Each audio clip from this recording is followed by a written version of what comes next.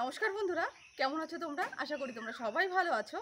এই দেখো আমার হাতে পাট শাক, আর এই পাট শাক থাকতে থাকতে কিভাবে এটাকে সংরক্ষণ করব সেই ভিডিও একটা নিয়ে এসেছি তোমাদের সামনে। তো তোমরা দেখতে থাকো। প্রথমে শাকগুলো আমি ভালোভাবে ধুয়ে নিয়েছি, ধুয়ে একটু জল ঝরাতে দিয়েছিলাম।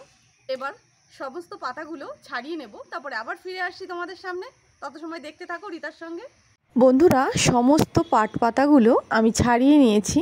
এই দেখো, এই পাতাগুলো এবার ছোট ছোট টুকরো করে নিতে পারো। তো আমি আর করছি না। এখান থেকে অর্ধেকটা পাতা আমি কড়াইতে দিয়ে দিচ্ছি।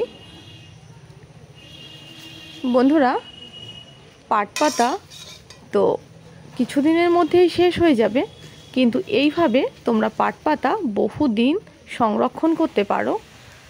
একই স্বাদ মনে হবে। তো পাট পাতাগুলো একটু গরম পেলেই দেখো এই রকম মুদে যাবে বা নরম হয়ে যাবে। তো আমি খুন্তি দিয়ে একটু ছাড়িয়ে ছাড়িয়ে নিচ্ছি। পাতাগুলো ভালোভাবে ভেজে নিতে হবে। তো বন্ধুরা, যাতে পুড়ে না যায় বা নিচে কালো হয়ে না যায়, আমি বারবার খুন্তি দিয়ে এইভাবে নাড়িয়ে চাড়িয়ে নেব। একটু সময় ধরে তোমাদের এই পাট পাতাগুলো ভাজতে হবে, যেভাবে আমরা নিম পাতা ভেজে থাকি।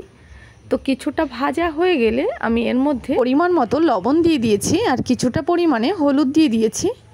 আমি একটু তেল দিয়ে দিচ্ছি।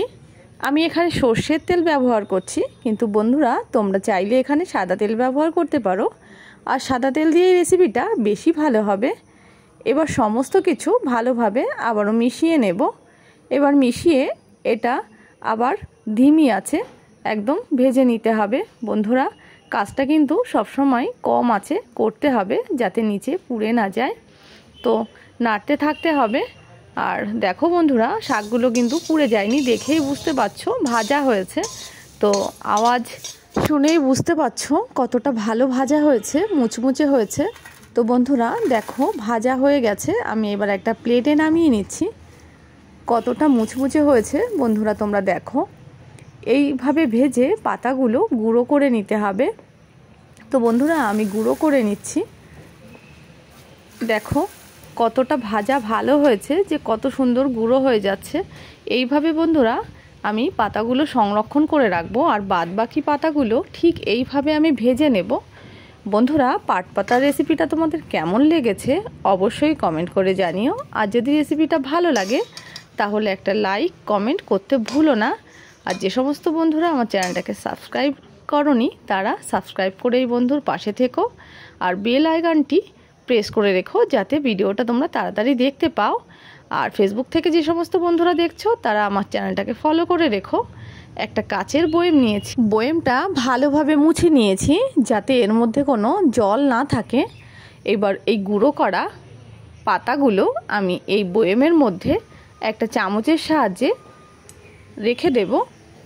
তো বন্ধুরা, সমস্ত পাতাগুলোই আমি এই বয়েমের মধ্যে রেখে দিচ্ছি। আজকে আমি পরিমাণে একটু কম ভেজেছি, আমি আরও কিছুদিন এইভাবে ভেজে ভেজে বয়েমে রেখে দেব, যাতে সারা বছর আমরা এগুলো খেতে পারি। তো বন্ধুরা, আমি চাইবো তোমরাও এইভাবে অন্তত একবার বানিয়ে খেয়ে দেখতেই পারো কেমন হয়েছে। তো দেখো, পাতাগুলো কিন্তু এই বয়েমেও লেগে যাচ্ছে না, কতটা ভালো হয়েছে তোমরা দেখে বুঝতেই পারছো। তো আমি চাইবো তোমরা এই রেসিপিটা বাড়িতে একবার ট্রাই করো, আর কেমন হয়েছে জানিও। সবাই ভালো থেকো, সুস্থ থেকো। দেখা হচ্ছে নতুন কোনো ভিডিওতে। টাটা।